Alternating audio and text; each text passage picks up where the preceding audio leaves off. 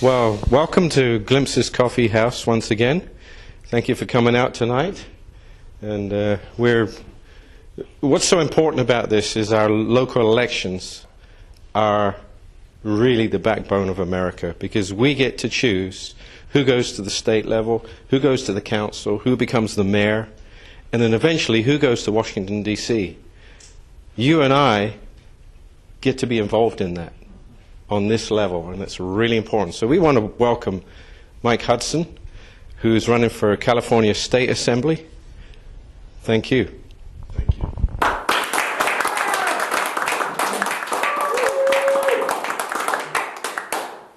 We have some questions for you. We had a conversation very shortly, just a little while ago, and one of the things we were mentioning about small business and how difficult it is to do business. What can you do to do away with some of that difficulty of starting a business or taking over somebody's business? Well, I'm glad you asked. Small business is the backbone of America. As we know, 90% of all business is small business. And more than just that, 85% of the workforce works for a small business. Now, small business is defined as 50 or less employees usually. There are some definitions out there that go larger. The whole point is small business is the most vulnerable, and it's also the most productive that we have in our nation. And right now, small business is taking a beating in California. California right now is the absolute worst, the bottom of the barrel when it comes to business climate. The reason for that is we overregulate, we overtax, we ask people to fill out a lot of forms which are repetitive, and when we do fill out forms, they actually share the information, as we were discussing earlier, with a lot of the other organizations. And they bounce them back and forth, and they cause you nothing but trouble. I'm a small business owner. I've owned a business for 10.5 years in Suisun City, right on Main Street. I'm the typical Main Street businessman. We try to bring new customers in. We try to satisfy those customers. We have employees. We have all the things that you might imagine in a small business. What are the areas that we have problems with in California? Well, let's talk about overregulation first. We overregulate water. We overregulate land use. We overregulate air. And we overregulate how we dispose of things. Those are the big things. And then there are the regulations surrounding employees, bathroom configurations, and ADA lawsuits. We're talking about EPA citizen suits, where you could do something that offends maybe the state wastewater or the runoff water, right? You can't legally wash a car in your own driveway. We all know that, right? Because the water would go into the gutter with some type of soap. That's illegal now. And it's ridiculous, all right? We have clean air, we have clean water. Those are our policy decisions, and I support clean air and clean water. However, we've gone too far. You can't wash your own car in your own driveway right now. That's a problem. When you look at ADA lawsuits and citizen suits, let's talk about citizen suit for a while. If you were to spill in a wastewater treatment facility or something, you were to spill a gallon or two, you would get a fine from the EPA. All right, that's a federal fine, but also Cal EPA would get involved. And beyond that, Cal EPA, Edwin, who has nothing to do with your spill, could sit there and he could sue you based on that report from the EPA, and that would be called a citizen suit. And that citizen would be enforcing that law. And you would have to pay up to a $10,000 fine on a very small 1 or 2 gallon spill. This is a problem. When you talk about, and that's a discharge. Right now they're looking at discharge permits for almost everything. It's called an NPDES permit. And they're getting more expensive and they're getting more difficult. They open you up to a lot of litigation. Edwin's lawsuit will not make the water better, cleaner. It will just punish the company that had the bad grace to have an accident. That's one example. Air. We talked about air. I know an auto body shop in town here that exists today. The first 30 days they were open, 12 guys come in. All right? they're from Cal OSHA, they're from Fish and Game, they're from California EPA, they're from every imaginable three-letter soup that they have up in Sacramento, and they start writing tickets. And you know what? We pay them to write tickets. Somebody in their office may get laid off. It's not the guy that writes the most tickets. Well, we reward people for writing those tickets, and that's a problem. So all of a sudden, this business owner has $150,000 in fines. He spends a year going through the system, going through due process. And in the end, he pays a $15,000 fine. Now, this is a franchise operation. They know exactly what they're doing when it comes to painting cars or repairing fenders and things like that. In the end, though, nobody got cleaner air. Nobody got better working conditions. The state made some money. And a lawyer sent his kid through college. That's what we ended up with. And that's the system we've got. We've got to reward our regulators based on how they help businesses meet our goals, not how they hurt businesses, how they help, say, Glimpses build a ramp for their ADA, or how they look at a business's exhaust systems. We need to help on how we drain water from buildings and look at those solutions of the permeable concrete and things like that. There's a lot of things that we can do, and those things are vital. If we just take the time to just pay people for what we want to accomplish instead of paying people for writing up violations, you change the whole, that's a game changer right there. Secondly, we need to roll back some of these regulations, for crying out loud. Anytime we're fining somebody for washing their car in their driveway. Come on, Girl Scouts doing a fundraiser, right? Washing the cars, you know. Everybody's seen them, right, in this room? We've all seen them. That's illegal now, because that has to be pre-treated before it can be put back into the wastewater, the stormwater system. There's a lot of things we can do, but we need to chip away at those error regulations. Just today, I saw in Cal Watchdog, CARB is no longer required to follow open meeting laws. They've been completely removed from that open meeting law, and that's a problem also, because we need to know what those guys are doing, and they're making policy, and they're not elected. You have nothing you can do about it. Nothing you can do about what that EPA, that CARB commissioner says. We need to change that. If you're going to make policy, we need to have that due process, and we need to elect people that are doing the policy. That goes into the next question, Agenda 21. Agenda 21. Okay. Well, I'll tell you, for some reason, California has this idea that we all should live in a city, tightly packed together. We should all use public transport. We should not drive our cars for some reason. And they want to make us into this mold. All right. Now, Agenda 21 covers a lot of different things, and it's a nice title for things. And there's this UN thing that's the basis for Agenda 21. But when you talk about stack and pack housing, when you talk about public transportation, right now the only people that can get grants from Metropolitan Transportation Commission are people that have a thing called a PDA, or a Priority Development Area. A priority development area is something that has a transit center in it, that has high-density housing. Well, you know what? We're Solano County. We're a little rural. We grow things. We produce things. We make things. That makes us cool, by the way.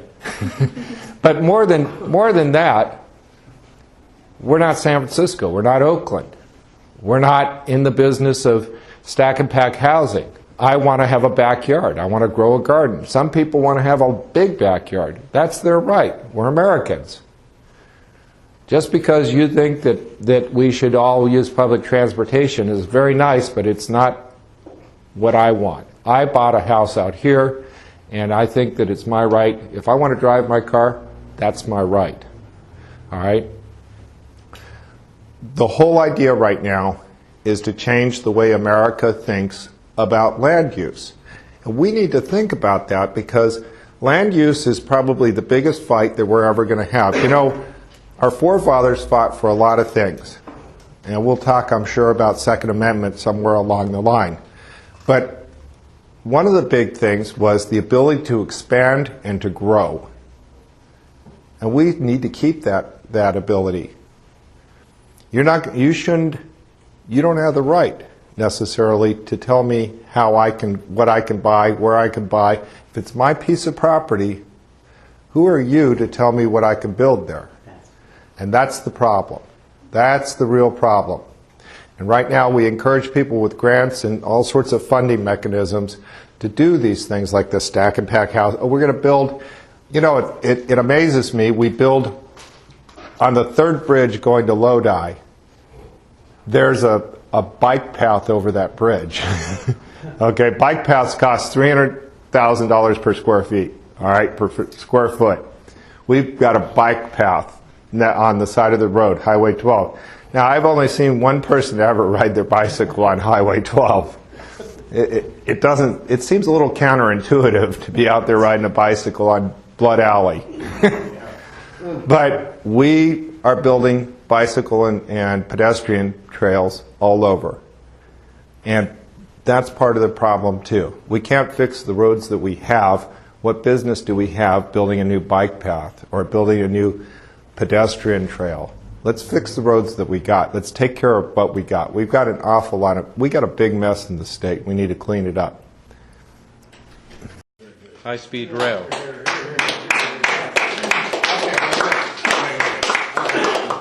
First of all, the question's high-speed rail. A, it's not high speed. Okay? And I don't get it. Okay, wait. We're broke, and we're going to borrow $8 billion. Does that sound right to somebody, anybody in here? And we're going to build a railroad, and it's going to be between Fresno, and another popular destination, Bakersfield. I've been to both places. They're really great places, but you're going to be able to go really fast from one to the other. And you'll get the Spanish vote.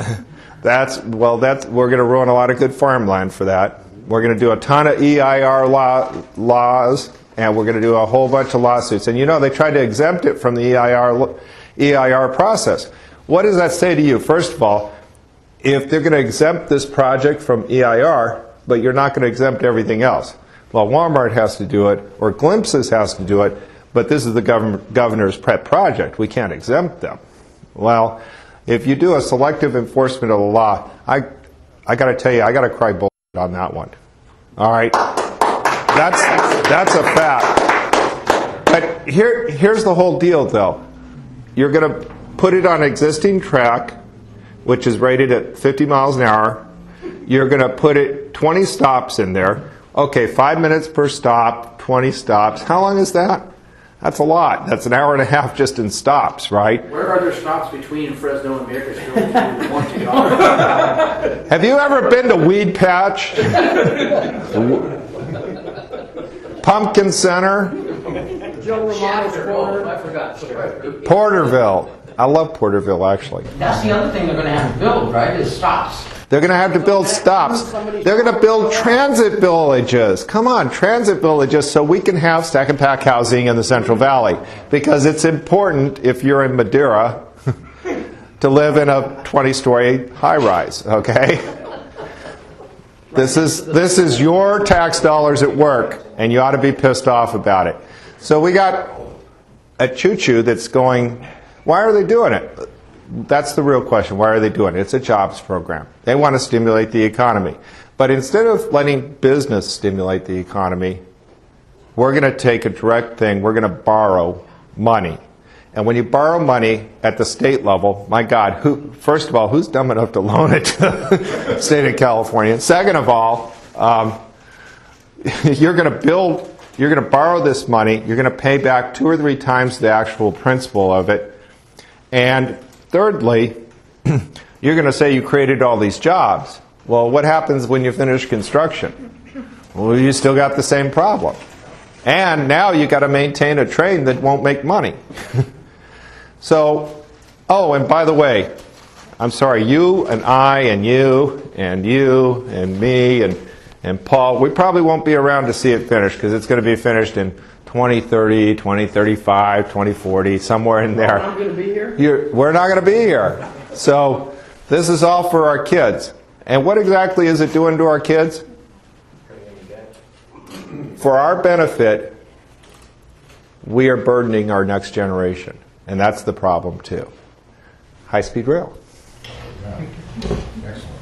What's the environmental impact going to cost on top of all that, the environmental study? You know, your guess is as good as mine, but I will tell you, just building a simple 50-acre project in Suisun City took us 5 years and cost us over $7 million. Not the taxpayers, cost Walmart. Okay?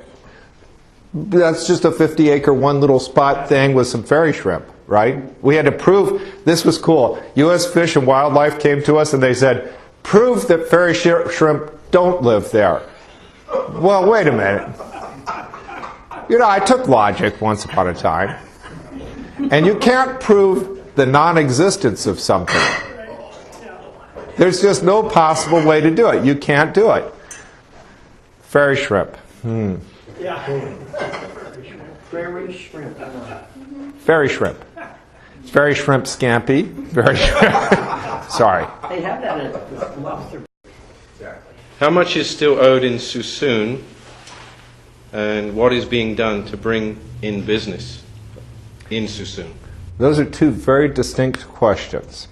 How much is owed in Suisun is kind of the redevelopment of the waterfront. This is a kind of a tricky question. Offhand, we would say somewhere in the $22 million range. All right. However, redevelopment, when they took over redevelopment, and we were paying our bills, we actually, with our tax increment, you know, I don't know how you feel about redevelopment, but Suisun is a perfect example of redevelopment. We were on the front page of the Chronicle 25 years ago as the worst city in the Bay Area. The absolute worst. The bottom of the list. 105 cities, there's Suisun, right at the bottom. It was not safe to walk down Cherry Street. It was not safe to go to the maze. We don't call it the maze because it was a lovely stroll. It wasn't safe. People died. We redeveloped Suisun City by taking out a bond against future revenue, a thing called tax increment. All of the agencies had to voluntarily sign off on this tax increment. And you know what? The school district lost a little, the water district lost a little, other entities lost a little. But nothing was going to be built in Suisun City without that reinvestment in the city. Nothing. Not a single stick. The school district ended up building 2 new schools in Suisun City because of that redevelopment. We had Crystal, right? That was our big school, and we were just putting Suisun Elementary in the ground. Because of that redevelopment, the school district actually made money. Because of that redevelopment, the water district made money. And because of that, the Suisun City's the jewel that it is right now. And it is a jewel. It's consistently listed in the top 5 cities in the Bay Area. That's a wonderful thing. That's a testament to people that had vision. Did it cost the taxpayers money? No. Because the way tax increment works is if we did a horrible job on it, we spent it all on salaries, right? The abuses of redevelopment, spend it on salaries, condemn a property and not put it to work, go out there and do eminent domain. Those are the kind of things that are the abuses of redevelopment. But if you put the money to work, you increased your property tax base, and that increment was what paid back redevelopment. Governor comes along. We're going to get rid of this redevelopment stuff because it's hurting the state. How on earth he figures it's hurting the state, I can't tell you, because they didn't lose a single penny. But that's the theory behind it. So they eliminate redevelopment. But they say, don't worry about that, Suisun. We're going to pay off your bonds. And, you know, we'll give you that, you'll get that new tax increment, you'll get that tax increment back in higher property tax. Well, if you hadn't noticed, we're not getting higher property values right now. So that ain't going to work. The long and the short of it is Suisun did a very good job with redevelopment. The government didn't get very much money, not the pot of gold that they thought. So Sassoon now is stuck holding the bag on a state-sponsored project, and it's been in the Constitution since 1946 that this should be there. And you know, one of the things about this, what they did, contract law is one of the sacrosanct things about our Constitution, the recognition of private property rights. And this goes around that. This actually allows you to take property 2 years ago, even though you didn't know they were going to take property. They did that. They've rolled back a lot of transactions. That's a problem too.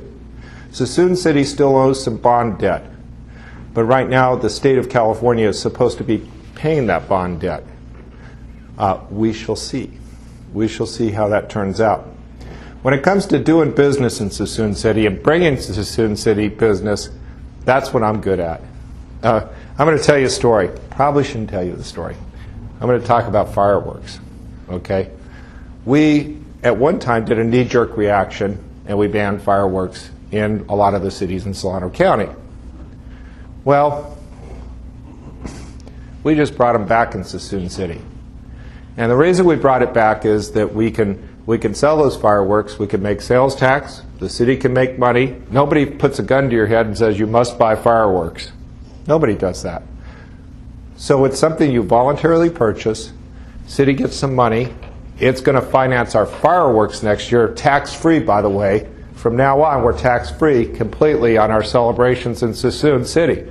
That should be something you guys should be cheering about, all right? No public funds going toward these celebrations.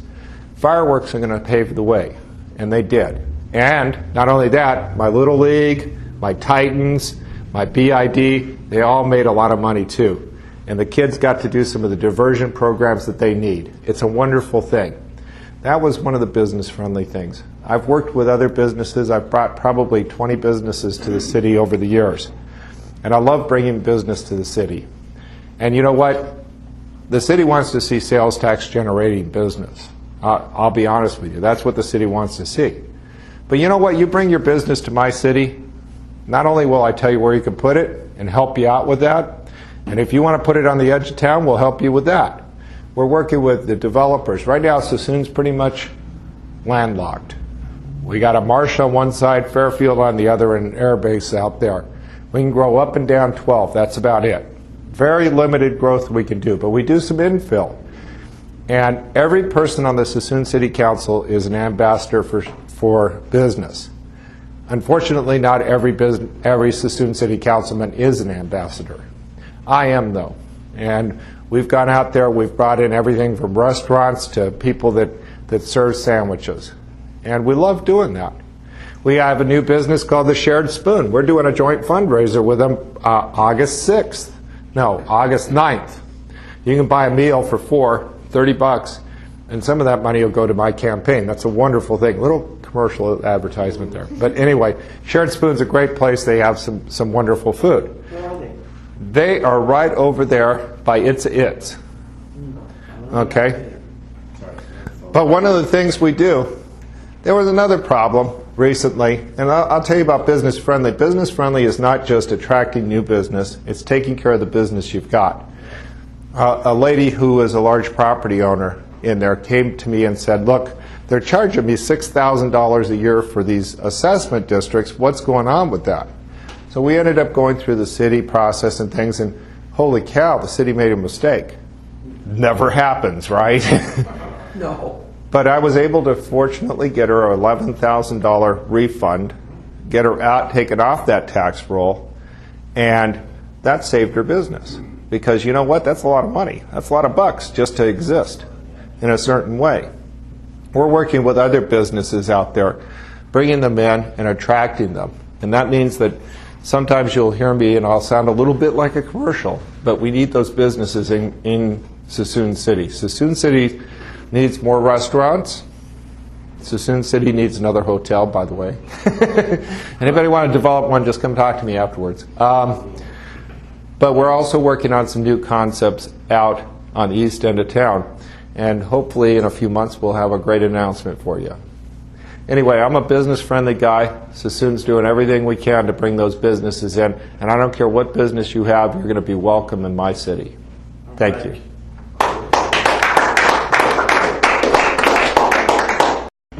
States' rights. States' rights. Now, that's a very interesting topic because we all know we started off with the Articles of Confederation, right? They were kind of a loose grouping. It's kind of like having, there was kind of like having 13 angry cats in the same room. They didn't really get along well. We came up with the Constitution, a brilliant idea. But the idea of the Constitution were United States. Actually, there's an idea that we're independent countries almost. I mean, to a certain extent. A state can do an awful lot of things that the federal government can't. And in fact, the Constitution in the Bill of Rights says that if we don't explicitly claim that right, it's the state's right.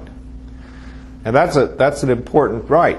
That means that we can govern a lot of different territory on a state basis. One of the things that maybe we should consider is what are the limits in our state constitutions. Unfortunately, we have a very low bar in California for the state constitution. Anybody with enough money can gather enough signatures and we can change the Constitution, and we can do a thing called ballot box initiatives. And those are pretty evil, to be honest with you. They rope people in that are supposed to be making decisions, and they make the decisions for them. And the reason people do those things is because our state does make some really awful decisions sometimes. They've done some, let's see, high-speed rail, peripheral canal, let's see, what other things? But you know, we've made some mistakes on the state level, and so the voters got angry, and they've done some things. And we've had the wool pulled over our eyes. Proposition 25 is a perfect example. But the whole point of it is states have a sovereignty. That's why California cannot ever go bankrupt, by the way, right? They have a sovereignty. You can't go bankrupt, all right? You are the authority. You know, there was a point in our history where states used to print their own money, right? Everybody knows that, right? What would your money be worth if Sacramento was printing it today? It would be like a Happy Meal bucks or something, right? But there's a state sovereignty there. And that's part of the idea of keeping small government, keeping government at the lowest level. And now California, we're 33, 35, 38 million people. We got a ton of people here. We're bigger than a whole lot of states put together. And that means that we have some unique problems in this state. But it also means that we grow government at an extraordinary rate in this country and in this state. I was watching a Solano Economic Development Corporation presentation recently, and here's the leader of the Manufacturing and Technology Institute coming up there, and he's doing a presentation. And then they had the economist come up there, and he says, here are the segments in our sphere and what they're doing, the segments of our economy. And they showed property values going down like this, and they showed retail businesses going like this, and they showed wholesale, and then manufacturing, and a couple others. Then they showed this one. Anybody got any guesses on the one that was increasing? Government spending. Government, that's right. Because we were birthing new government the whole time. California is good at it, and we need to be very careful. We need to be very diligent. And I mentioned it earlier, and I'll mention it again. CARB has just been exempted through SB 1018 from open meeting laws, and you should be outraged. You should be absolutely outraged. I don't know if I hit your question all the way. Pretty good. How do you plan to effectively represent the people? As we're seeing about 500,000 per representative. Are we going to have access to you if you become a state person? Well, I think that's a really pertinent question because we all know the story, right? John's going to Washington. George is going up to Sacramento. Even Kat's going. Even somebody else is going to city council or to planning commission, and you know them, and they're good people, and they got the right beliefs, and they get up there, and they're all of a sudden making funny decisions. What happened? Did the body snatchers come? I mean, how many times does that happen, right? I mean, they're a good guy. You want to have a beer with them. They're good. They talk common sense. They're, maybe they've been to a couple Tea Party meetings. They're normal, salt of the earth people, and they get to Washington or Sacramento, and they've just completely lost it. They start voting for things like paper or plastic, right? So we have this problem, and I think it's a very pertinent question. How do you get to Sacramento and stay connected? How do you stay real?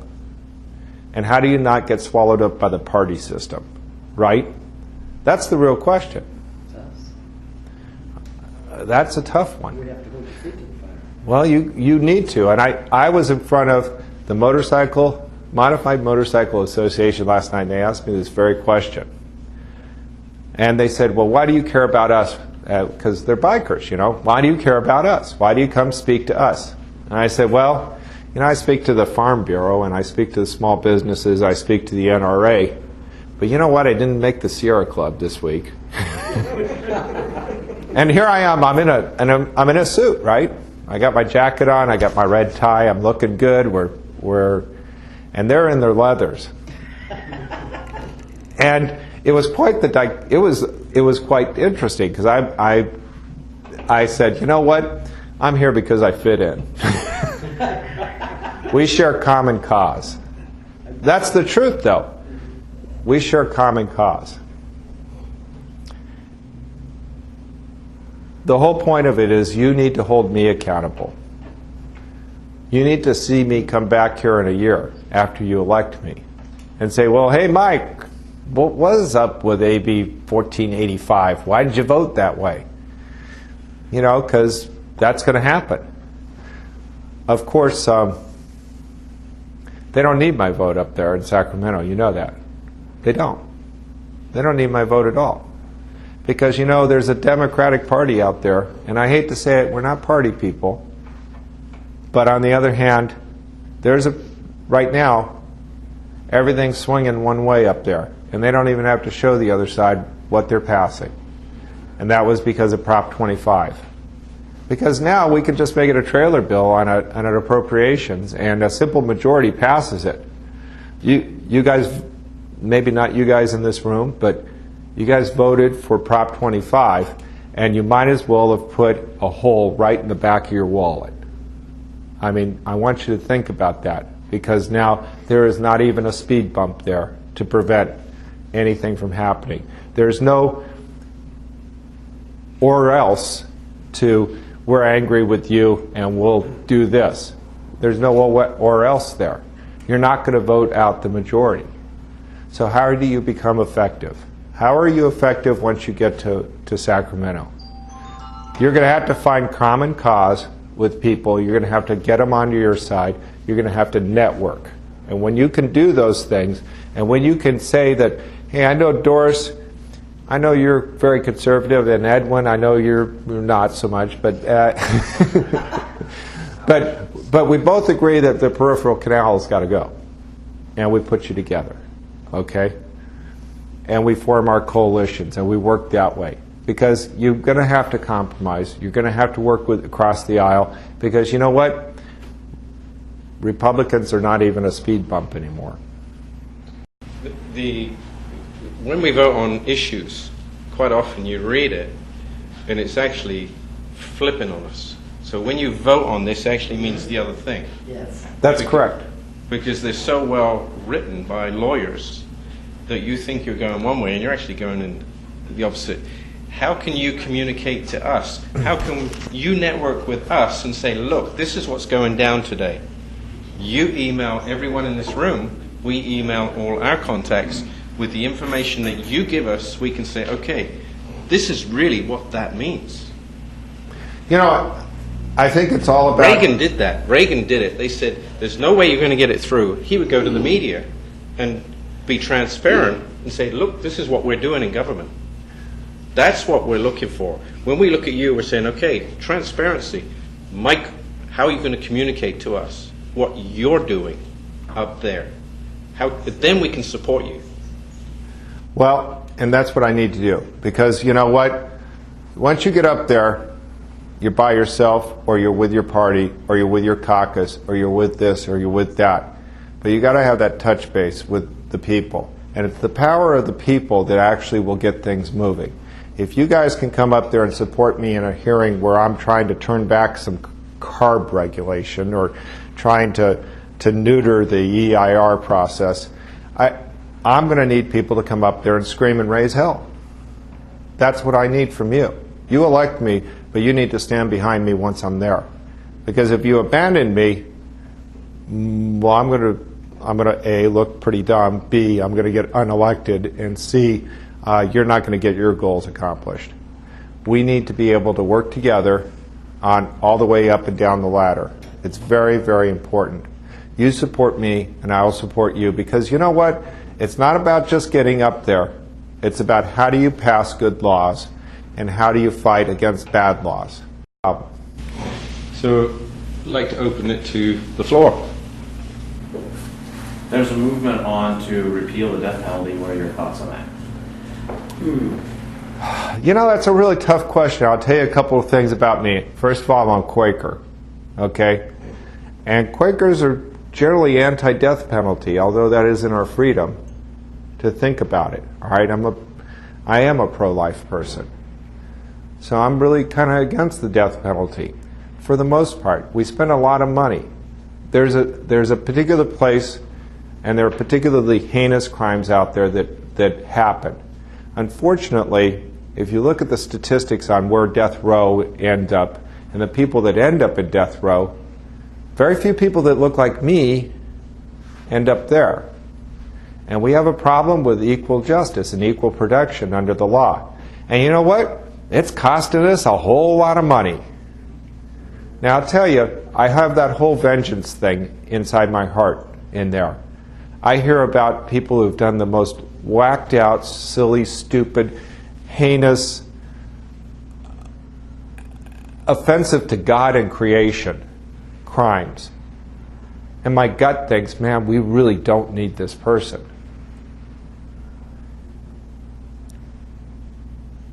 But I don't know if it's worth it. When you're paying $1 million a year to keep Scott Peterson in good cable TV, I don't know. That to me doesn't seem like a really great deal. He ain't going to get put to death. We can't even put someone to death anymore. We have judges. By the way, Jerry Brown is a huge anti-death penalty person. We all know that, right? He's the guy who brought... How many people remember Rose Bird?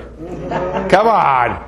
The only Supreme Court justice recalled in the state of California. And it was over that issue. And it was over Jerry Brown. I don't have a problem with the death penalty per se. I have a problem with the amount of money we spend on it. I don't particularly like the idea of putting someone to death. It really goes against my belief system. So I'm giving you a really wishy-washy answer. Sorry. At least you're honest. Damn it. Do you feel that voters should approve either one of the tax hike measures that are slated to be put on the November ballot? No. That was quick. I could preach about it. You know what? There's a little trick in Jerry Brown's tax hike. Did you know this? Not many people know this. Right now, the Brown Act, part of the Brown Act, has been suspended in California. You know that, right? I no longer have to post my agenda meetings. I don't have to tell you that we're going to have a public meeting anymore. All right? That's the absolute truth. Well, in his tax proposal, he makes it mandatory for the Brown Act without compensating the cities. All right? There's a bill, SB 25, I believe it is. It says that if the state comes down with a mandate, the state pays for it. or the cities don't have to do it. Seems like a fair deal. If you pay me to do something, I'll do it, right? That's the deal that we have with the state. Well, they stopped paying us to do a whole lot of stuff, right? Because if you haven't noticed, we're broke. And they've been taking money from cities, right? But when you take away the money for these open meetings, and then he has the audacity to now make it mandatory that you have the open meeting, like this is an original idea of his, right? No, what he's doing is he's just exempting himself from paying for it. And that's the problem.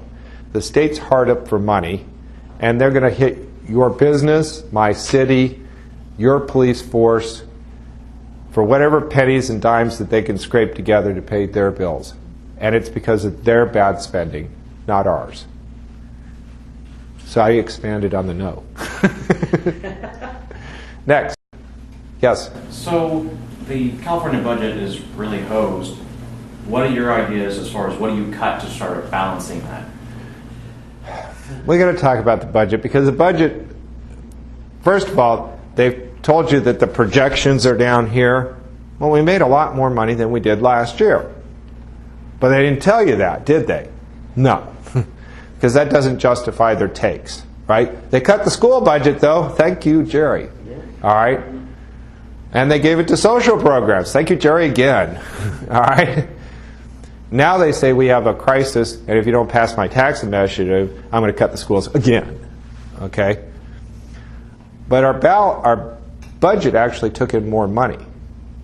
There's a budget watch, CalBudgetFactCheck.com you can go to, and it'll show you the real numbers on the budget. We actually took in more money. We're making money. All right? But we're spending it so fast, it doesn't matter how much water you put in the top of the barrel if you don't have there's no bottom. If you're spending it as fast as it's coming in, well, and that's the problem. So what do you cut? Where do you start cutting? All right? Well, I think that there's some social programs we need to take a look at seriously. All right? There's never been an honest audit of the in-home supportive services. There needs to be. Okay? This was a good idea when it first started. Right? What would happen is people would get put into elder care, into a home, per se. It would cost, a huge amount of money. And, it would separate people from families. So they decided to give a stipend to family members to take care of their own kin. Well, that's a pretty good idea. Saved us a ton of money. Then the Democrats unionized them. And we stopped saving all that money. Okay? Disability needs to be audited and looked at. We need to seriously look at our pension system right now. Our pension system, we're looking to really, we're going to kill our pension system right now. And cities can't afford it. Did anyone see the news article? Where CalPERS says they make 7.5%. Okay? Sort of. If you average it over 17 years, and the wind's coming from your back and you're going downhill, they make 7.5%. They actually made 1%. And the cities took money out of people's pockets to pay their pension obligations with that 7.5% earnings assumption, right? So all of a sudden you got a 6.5% gap. That's an unfunded liability. And it's created through dishonest reporting. So we need to really look at these pension systems, and we need to look at who's running the pension systems. There's a whole lot of waste in that system. There are other areas that are wasted right now. Anybody notice the metering lights on I-80 in Fairfield? Okay, that's a $5 million project, and they can't turn them on until the city council votes for it. But they put them in anyway because they have so much extra money, right? They have it just coming out of their ears. And there's a good example there, because we're not going to turn those metering lights on maybe for 10 years. Now, Caltrans is a smart idea. They put them in and they say, "Oh, eventually we're going to use them." We'll finally get a council through there that'll vote for these silly things. But so it's smart on their part because they get to play with their lights. But it cost you $5 million, sucker. Isn't there another question to be asked? Why is it economical for these employers to hire these illegals, and what about the government has created this environment that it is not beneficial to hire Americans? Exactly. That's a free market answer to this. It's not let's have more cops, let's spend more money, or let's kill people. It's let's create an environment that encourages economic productivity. Well, you know, I don't like the idea of giving them a bus ride just to see them back 2 or 3 days later either. I think that's a waste of money. And I think there's a lot of ways we waste money in government. But I think the policy choice that we've made over the years, whether you're Italian or Irish or Hispanic or Chinese, by the way, Chinese is the #2 most popular illegal alien. Did you know that? No, Irish is. Irish. Look it up. Well, the last time I checked it was Chinese, but it could be. It certainly could be. Ireland has huge problems. Okay? And there are people that flee those countries. And we provide a very nice place to live here. We provide a ton of benefits for your kids. We'll feed them in the morning, in the evening, and at lunch.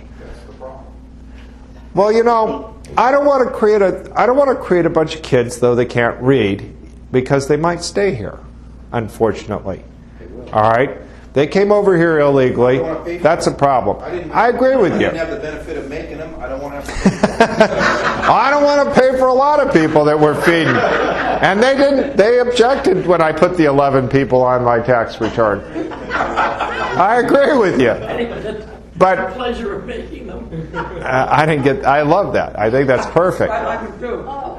But I think that you're not going to send 5 million people home with any success. Economic climate, I think that's what Edwin's saying. some of them will go home or find another place or rearrange their position somehow. I think so too. Basically, we're talking about our survival or their survival, in which case if we both try to survive, none of us are going to survive.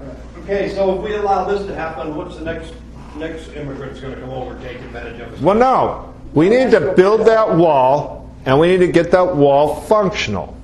You know, we need to check our ports. We need to know who comes to the country, register their ass, and know who's here. And once you know who's there, they can become part of the community for a while, and then they can go home. Well, they pay their Social Security. Or they can apply to stay. They tax them. So are you talking something like what we used to have, which was Ellis Island and Angel Island? Yeah. Know who comes. That's a simple concept, right? I mean, how long is it going to take until Al-Qaeda figures out that, wow, we just go over to Tijuana, we get a little rubber raft, and we're there. Tammy. How do you think Obamacare will play out in California, and do you think that states have the right to nullify Obamacare or refuse to go along with it? Now, nullifying laws is a concept that starts from the 1830s. There was a constitutional idea that the states, because they are sovereigns, could nullify certain laws under Congress. It's never been proven. It's never carried through anywhere. Okay, so I don't think that's a good one to consider here. Okay, I think Obamacare will hurt the vast majority of people. If you work, it will hurt. Okay, I think if you have a pension or a medical situation now, it will hurt you.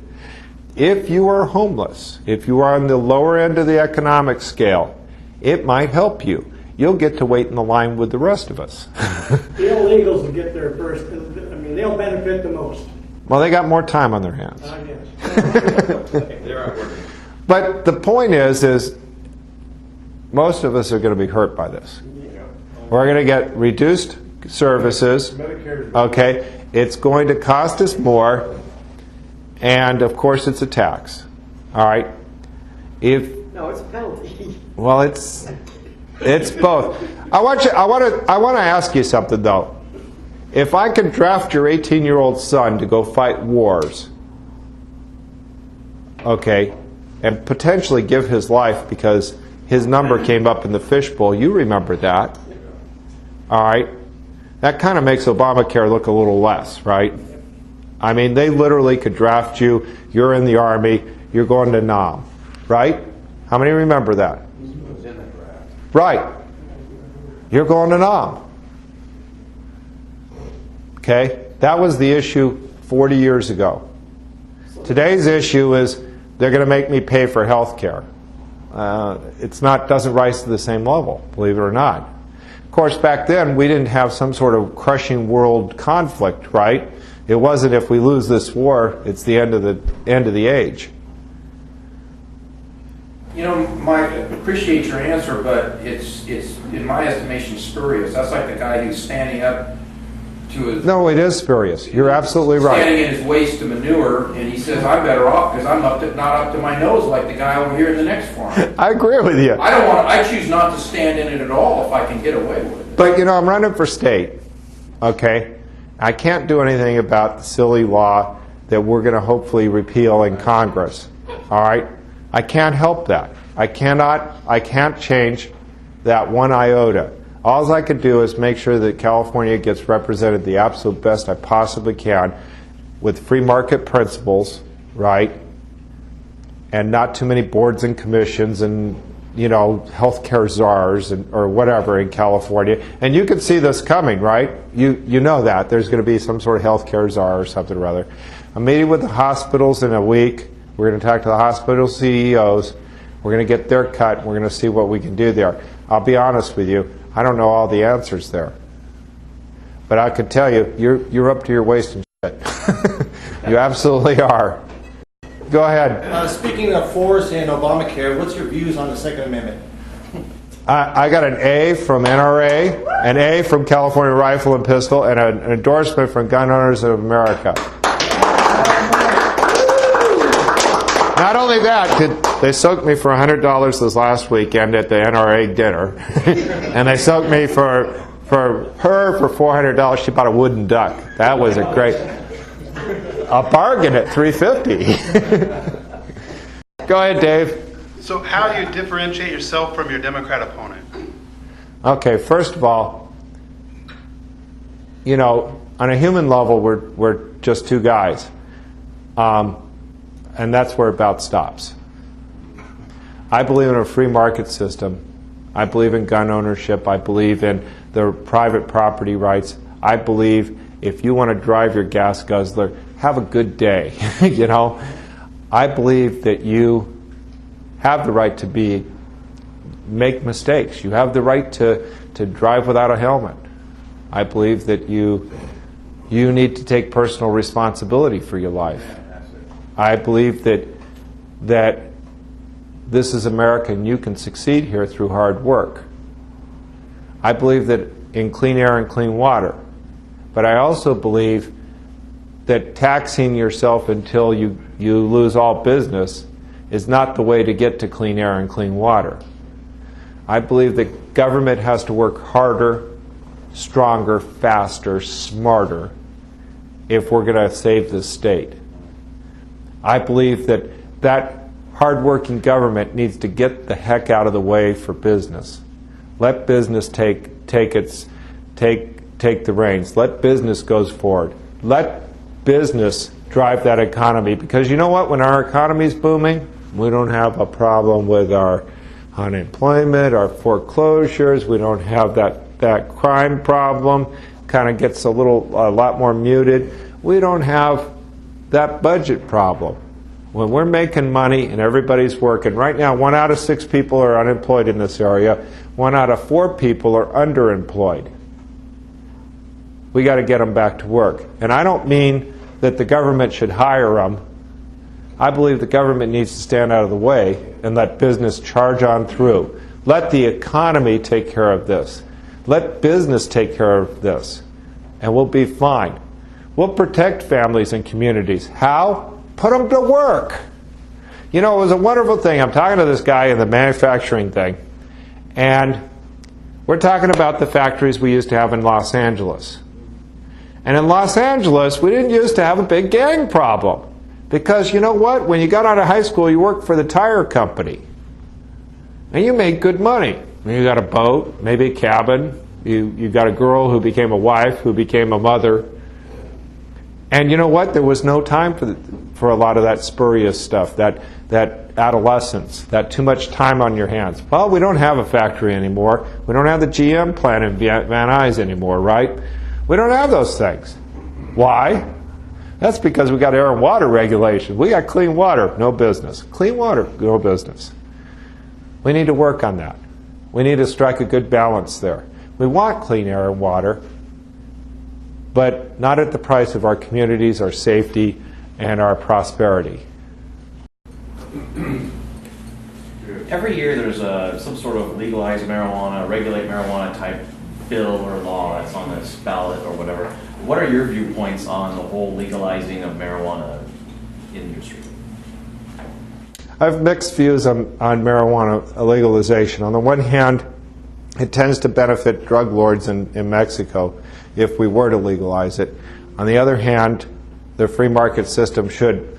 I will tell you one thing: if marijuana is a prescribed drug, then you should get it from Rite Aid. Okay? Rite Aid, not Joe's Cannabis, really cool cooperative down the street. That doesn't sound like a prescription drug. That sounds more like a regular street drug, right? So if marijuana has municipal benefits, if it does have benefits, which some people claim it does for glaucoma and a number of the things, get it at Rite Aid, no problem. Sell it over the counter, tax it. But if it doesn't, and it has not really been studied, then you have a different choice.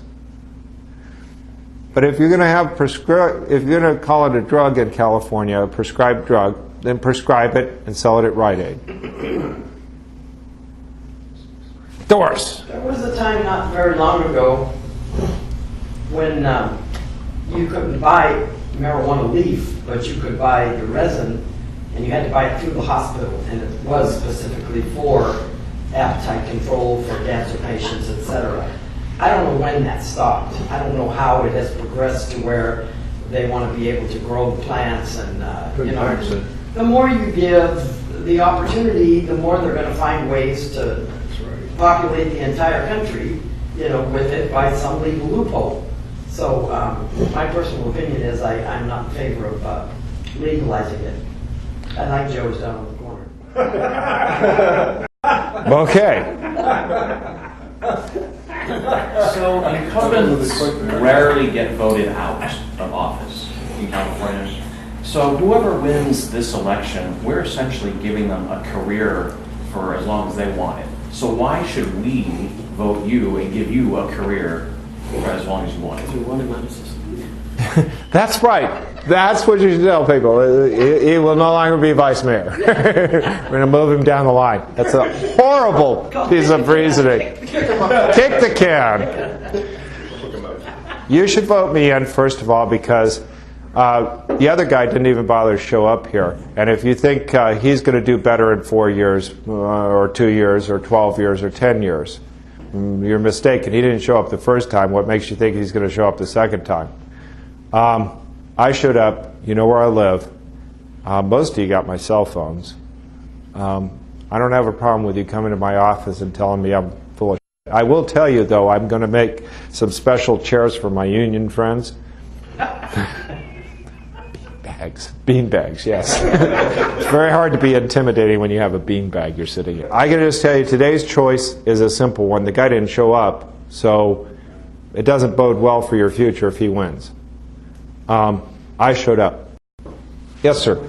Yeah, I had a question, and it's kind of a twofold question and a statement. During times of austerity, we are forced to look for the nickels, dimes, and pennies.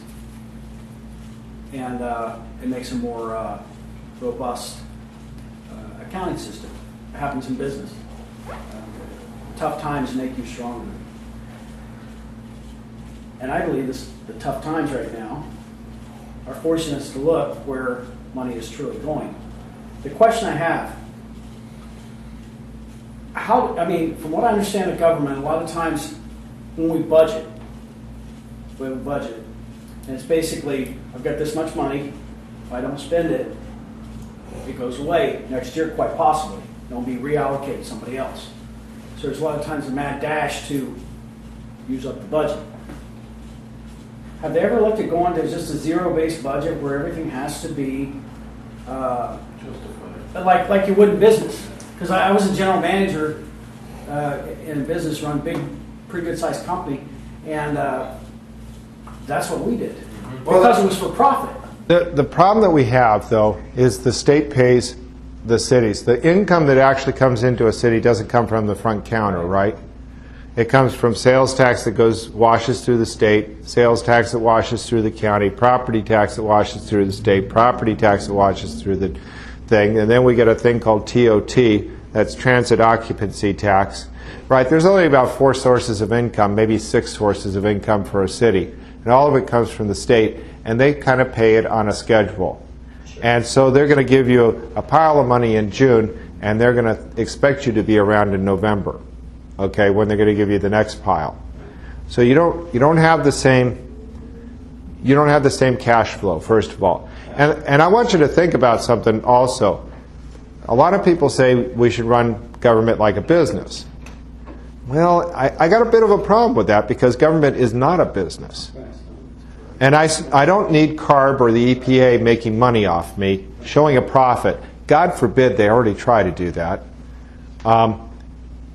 But the zero-based budgeting has some merit. Right now, when they say there's zero increase to the budget, what they mean is after we raised it for the COLA and the other things, yeah? But I will tell you honestly, right now, the cities in this county are hurting. Yeah, sure. 10.1 million. After they passed a balanced budget in Fairfield, the state took $10 million. After Sassoon passed a balanced budget and we came to an agreement with our labor unions and we promised people jobs for the next year and we said you're going to get paid at this rate, then they took money from us.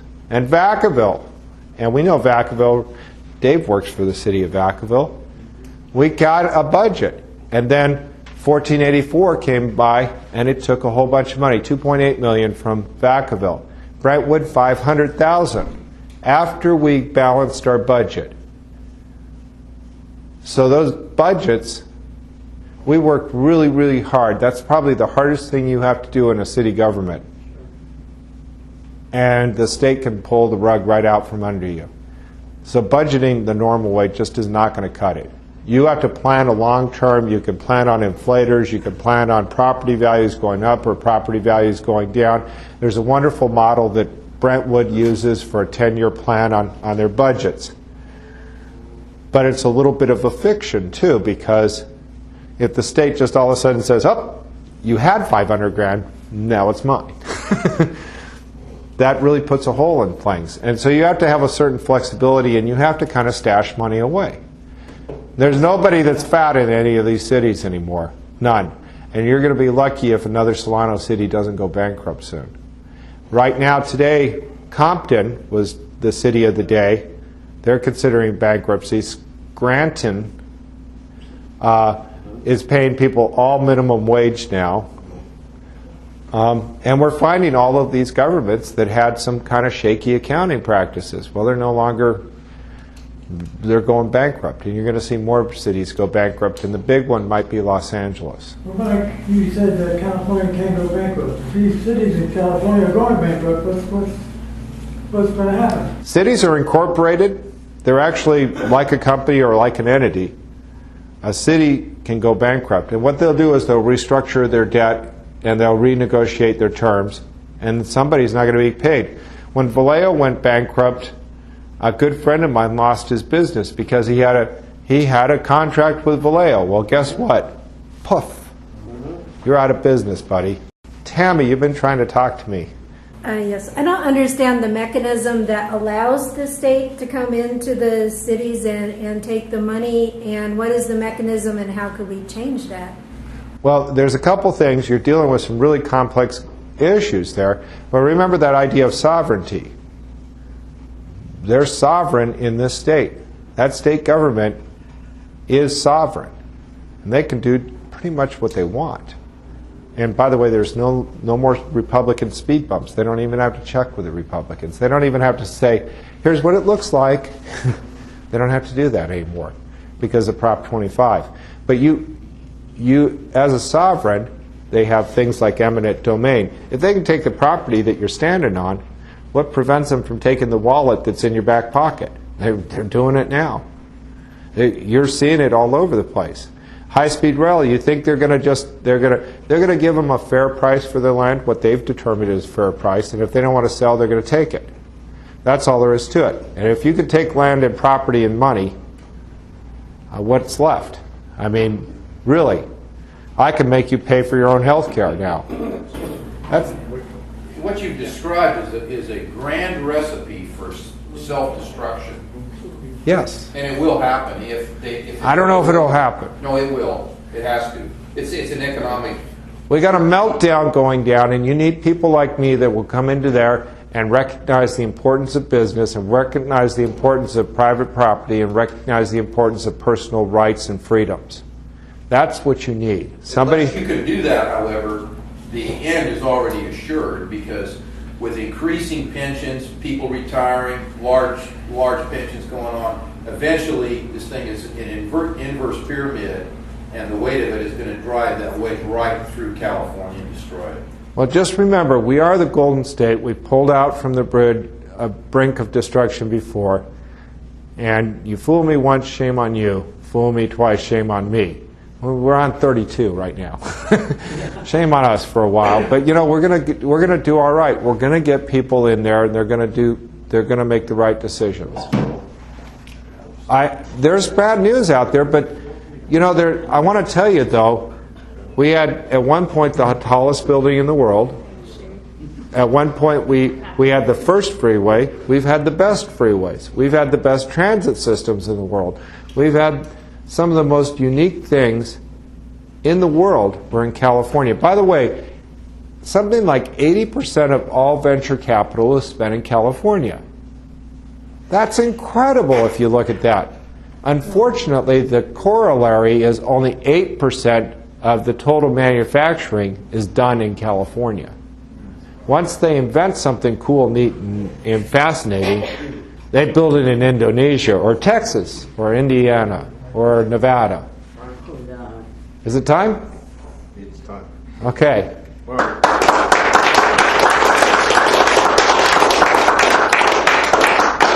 Thank you very much for coming out tonight. We sure appreciate it. And like you said, your opponent did not turn up, and we did contact him twice and made sure that he was aware that this was going on, and he was welcome to come but didn't turn up. So thank you. Thank you, Paul. Thank you.